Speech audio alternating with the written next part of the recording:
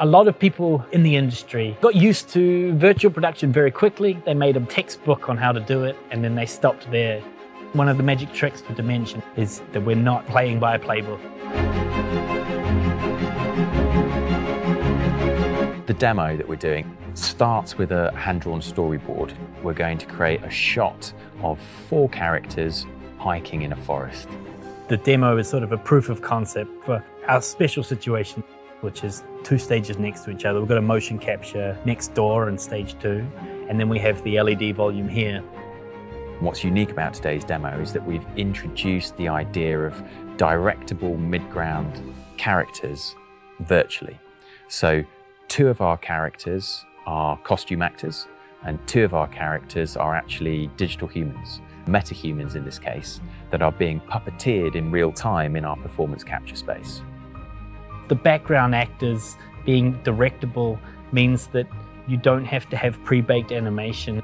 You could be next door blocking out what your extras are doing so that when you come in here, there's a natural movement, natural animation. They're real dynamic animations with real people doing movements, and it sells the authenticity of the scene. The performance capture setup we've got here is pretty refined. We have full body tracking, we have face tracking, and we have hands and fingers. And what that allows you to do is get quite nuanced performance. There's a point in the sequence where our 2 virtual characters have to traverse some rocks, and it's a bit wobbly, and they've got to help each other. So you've got one reaching out their hand to the other and helping them balance. And this is done with full hand tracking. So you've got actual touching and interface between the 2 characters. These are the kind of refinements and nuances that help with the storytelling process. We've had a couple of different environments to play with. One has been a day exterior in the woods. That has been lit by a kind of 3/4 backlight. The sun is in that position.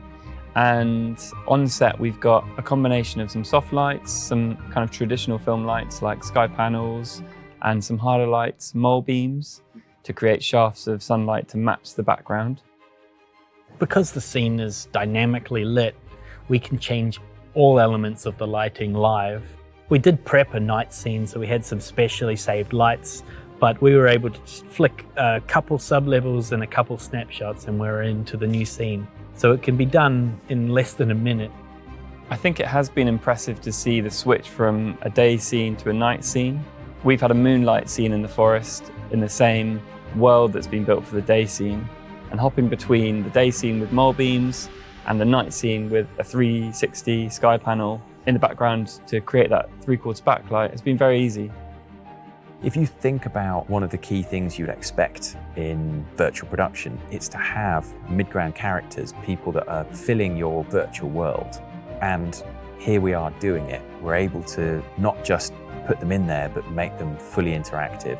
The latency between a performance capture happening here and it's showing up on the LED wall is as low as the virtual camera that's moving in unison with the real camera.